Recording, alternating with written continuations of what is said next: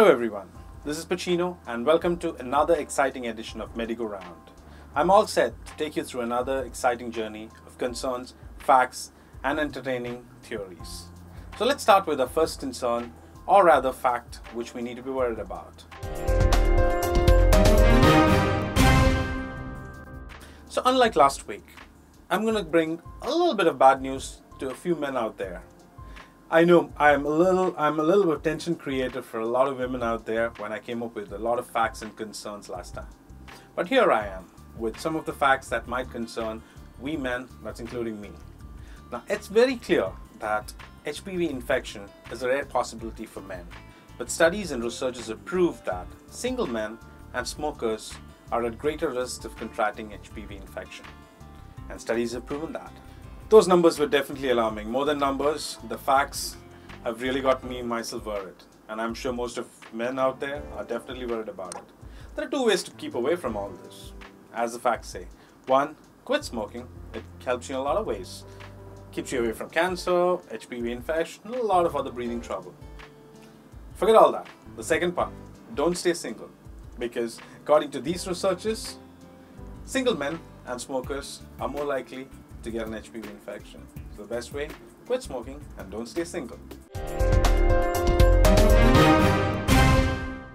Here I am with another topic which would definitely be a breather for a lot of people out there.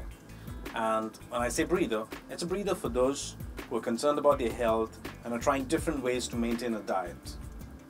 It's not a supplement, it's an easier way to look at how we can stay fit. And the best way to do is eat less. Now, how do you eat less? It's very difficult to control your diet. There's one way that studies have proven. What you need to do is very simple. Eat slowly. And when you eat slowly, you tend to eat less. And that helps you to control your diet as well as stay fit. So eating slowly significantly reduces how much people eat in a single sitting. Slow eating allows people to better sense their feelings of hunger and fullness. Slow eating also seemed to increase water intake and stomach swelling. The study was published online in the Journal of the Academy of Nutrition and Dietetics. That wasn't just a breather, it's such a relief. If I was given an option of 10 extra push-ups and on the other side a little more time with my family to take my time and have my food, I would always go with the second option. Think for yourself, you have an option. 10 extra push-ups, 20 extra minutes on your tread, 30 extra minutes of cardio.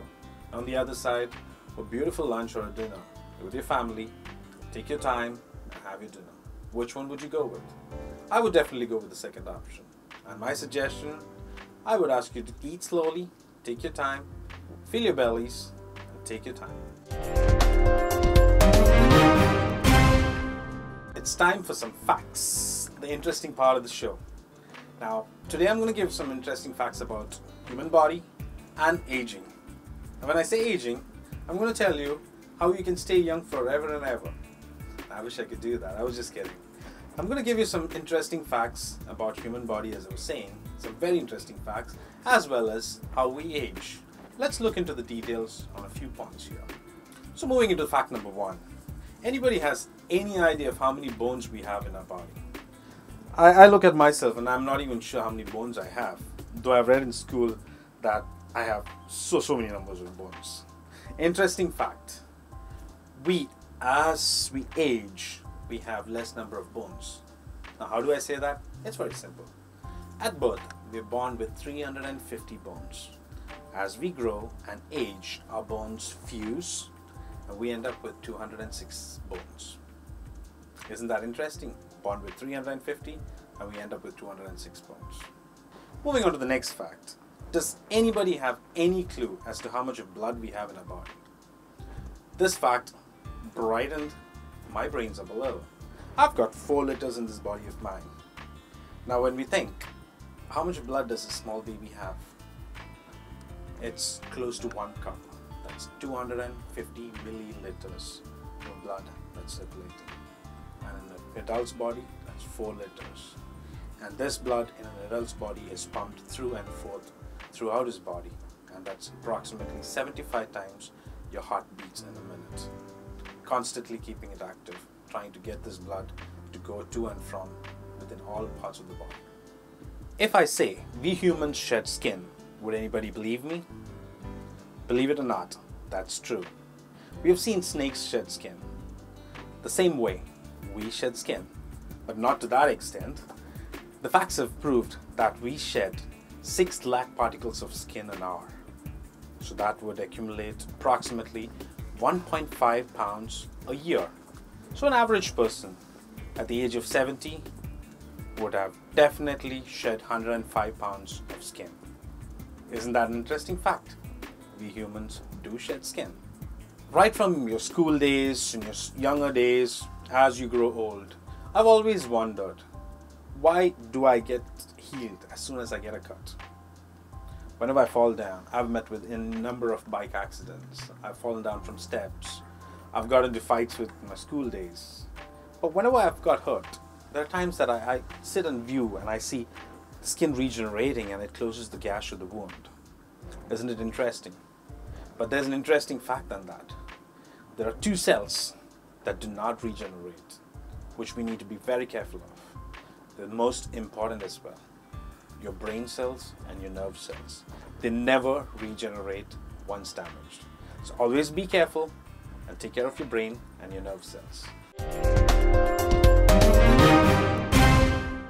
Another interesting fact. At birth, we are born with all our brain cells.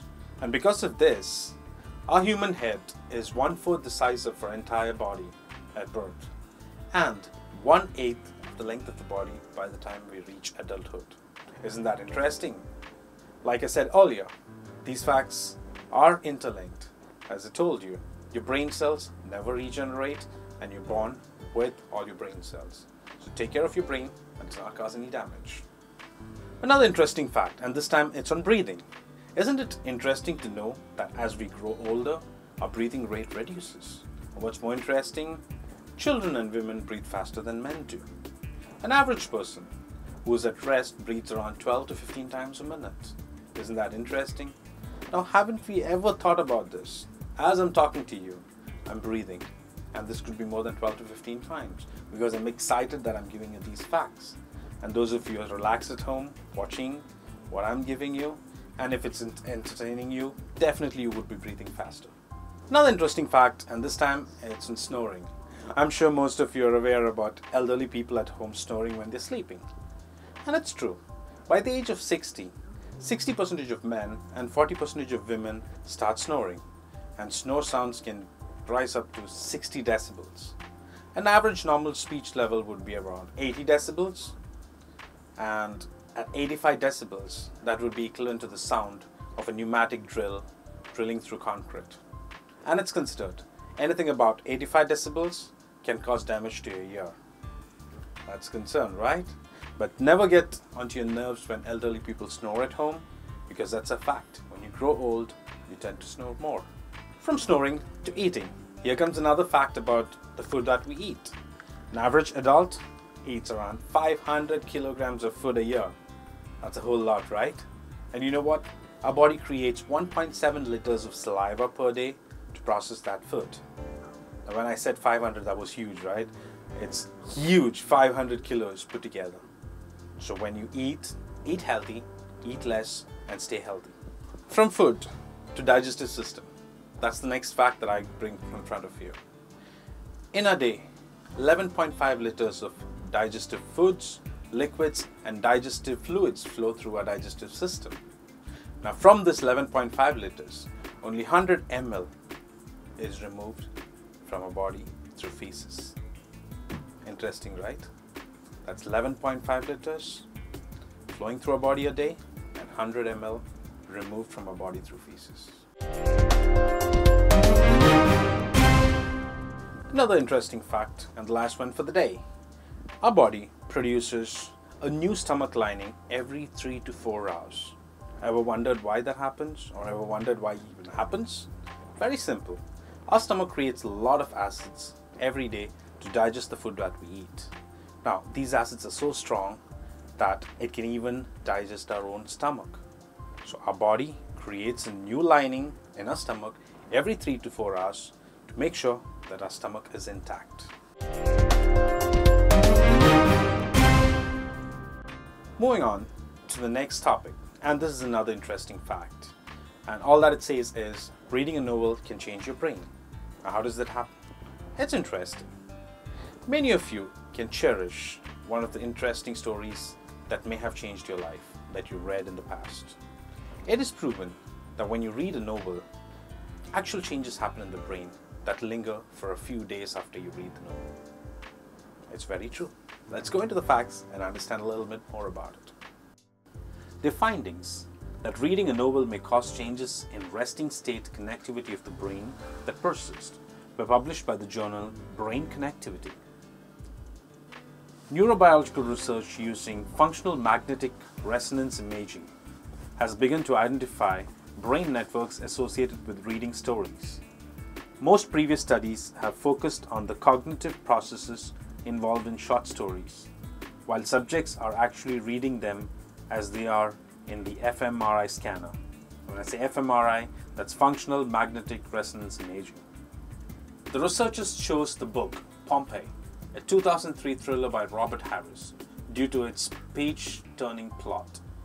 It depicts true events in a fictional and dramatic way.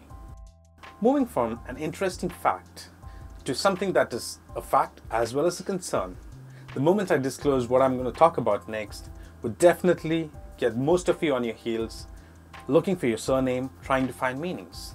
And why is that? Researchers have found that your surname can lead to a health warning.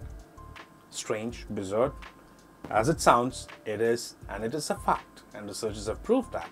Let's go into the facts and understand and identify what studies have proved that certain surnames create a health hazard.